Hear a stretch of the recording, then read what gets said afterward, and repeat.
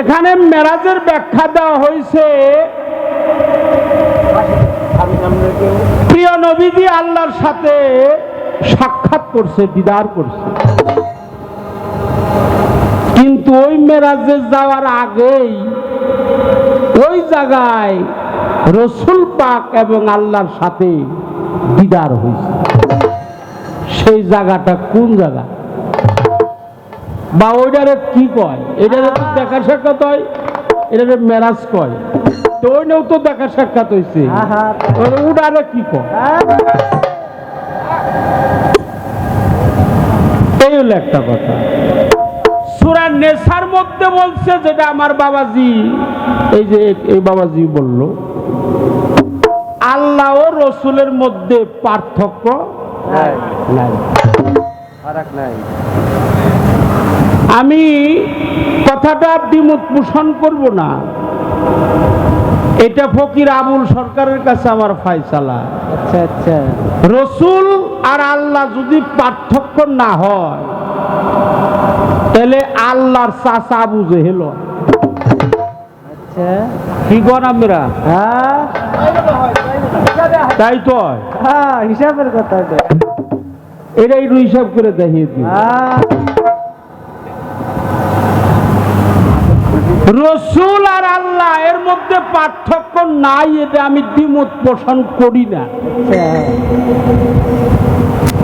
কিন্তু নবীও যা, আল্লাহ যদি তাই হয়, তো নবীর চাচা হইল আবু জেহেল, তাহলে আল্লাহর চাচাও তো আবু জেহেল। তাই তো আর কথা, কথা সত্য, হিসাবের কথা। এটা হলো বিচার গান, এটা হইল ধরন রাখবো মাথায় মাথায়।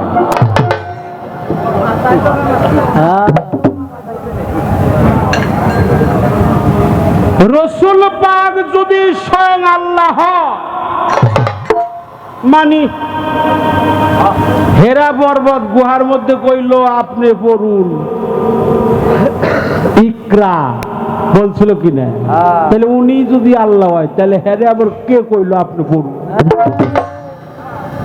কথা হেরে আবার পরে বেড়ায় করা, হেরে আবার বড়াই করা, কোন মাস্টার? এই কথার উল্টা পেজগুলো আপনার কাছে আমার জানার দরকার। কিন্তু প্রশ্ন আপনি আমাকে করছেন, আমি একটা প্রশ্ন কম দিব না। বেশি দিব, কম দিও না, ফিলিয়ার আমি না। প্রয়োজন হলে একটু বেশি দেওয়ার চেষ্টা করব। আচ্ছা, আমার রসুল পাক তিনি হলেন নূর নবী। তিনি কি? নূর। আচ্ছা, আপনারা কোন উনি নূর না মাটি? বাহ, এটা আমি কইলে হইব না, আপনারা কইলে হবে না। আল্লাহর নবী যে নূর, এটা আল্লাহর কোরআনেই আছে।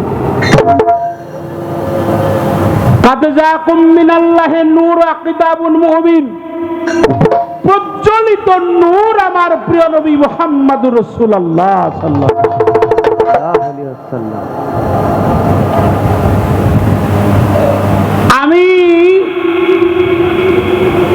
রাসূল পাক সৃষ্টিকর্তা, উনি মানুষ নয়, মানুষের বেশে, মানুষ নয় মানুষের বেশে, জীব নয় জীবের গঠনে, তাপি তাপি কলিহত জীবকে উদ্ধার করিবার লক্ষ্যে উনি মানুষ বেশে আসছে। আমরা যেন কেউ তাকে সাধারণ মানুষ না ভাবি।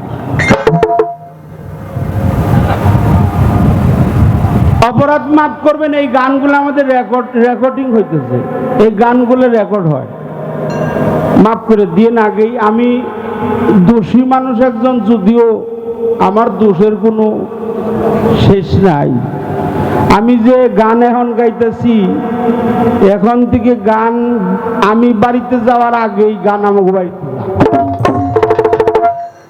এই জন্য কথায় রুমাইবে ভেবে কর্ণ। হ্যাঁ, মানে এক বেড়াই গেছে রাজশাহী হলো বানর খেলা দেখিবেন নি, বানর খেলা দেখাইবার গেছে। বানর খুব ভালো খেলা দেখাইছে, এক বেড়া পছন্দ করে, মানে তার খেলা দেখে সন্তুষ্ট হয়ে ওই বড় একটা ফজলি আম দিছে, বিশাল বড় রাজশাহী তো। তো বানর তো এমন স্বাদ পাইছে, খাইতে খাইতে আশো খাইছে, শেষে বিচিও খাইছে, তেমন খাওয়া খাইছে শেষে আর আড়ি ওই দিয়ে না, মানে ওই যে যেটা আমাদের না ও কথা কই না, মানে ওটাকে মলদার বলা হয়। হ্যাঁ, ওই দিক দিয়ে আর বাইরে না, তো বানর খাওয়া খাদ্য বন্ধ করে দিল। 4-5 দিন যায়, বানরলা কয় হাই রে হাই, বানর নিয়ে আইলাম খেলা দেখিয়ে ব্যবসা করুম, বানরই খায় না, আগামোটাও বন্ধ হইল, দরজা কিল দিছে, আমি কি করব? পশু হাসপাতালে নিয়ে ওটা অপারেশন করে বাই করছি। আইসা আমাকে টুঙ্গি, টুঙ্গিও খেলা দেখাইতেছে, বানর ভালো হয়েছে, 15-20 দিন পার হয়েছে, বানর ভালো হয়েছে, খেলা আবার শুরু হয়েছে। এক লোক বড় একটা সাগর কলা দিছে, সাগর কলা বানর তো ওই বানরের দেখবেন হাত আছে,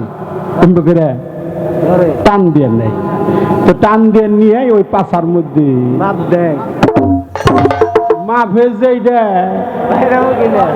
ডেলিভারি হবো কিনা। তো বাবা রে আমি কি কমু, যা কই হন একটু মাইবে মাইবাই মাইবে মাইবাই আমার কর নগবো। আর মামলা মোকদ্দমা যদি কেউ কইরা থাকেন তাহলে বাউল কবি নূর মেহেদী আব্দুর রহমানের নামে করবেন। এই বাউল কবি নূর মেহেদী আব্দুর রহমান একটা গানে লেখছে, ওই যে মেরাজের কথা যে আমার জিজ্ঞেস করছে যে মেরাজের এত গল্প বলছে কিনা, বলছে সেই যে মেরাজে আল্লাহ নবীর মধ্যে যদি পার্থক্য নাই বা থাকে, ফারাক না, এটা উনি কয় নাই, আল্লাহর কুরআন কইছে, লালন সাইজি কইছে। তাহলে এই মেরাজের এত গল্প কেন? এই বাউল কবি নূর মেহেদী আব্দুর রহমান তার একটা গানে তিনি বলছে, এই গানটা কইলে পরে এই প্রশ্নের উত্তর হয়ে যাবো। গানটা আমি গাবো না, মৌখিক বলে দেব। সেই গানের অন্তরা হলো, কারণ একটা লোক ডাক্তার হইতে পারে, ইঞ্জিনিয়ার হইতে পারে, বিজ্ঞানী হইতে পারে, হ্যাঁ, ওসি ডিসি এসপি সবকিছু হইতে পারে, কিন্তু সহজেই একটা গান লিখতে পারে না।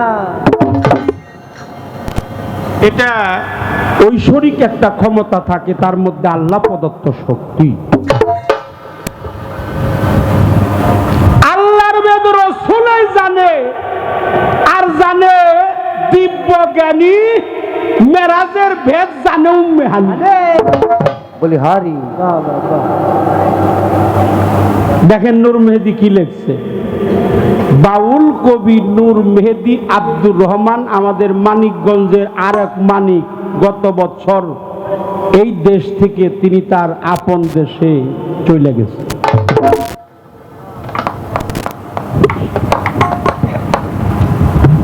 আল্লাহর ভেদ রাসূল জানে, আর জানে দিব্যজ্ঞানী, মেরাজের ভেদ জানে উম্মে হানি। উম্মে হানি বিবির ঘরে শুয়েছিলেন আমার নবী, ঘরের বাহিরে গিয়েছিল কিনা তাও জানে ওই বিবি, যার হাতে ওই ঘরের চাবি, যে জুগাইছে অজুর পানি, মেরাজের ভেদ জানে উম্মে হানি। এই যখন প্রশ্নের উত্তর হইব, 27 বছর অতিক্রম তবু ঘরের শিকল নড়ে, তাহলে অবশ্যই নবী যায়নি বেশি দূরে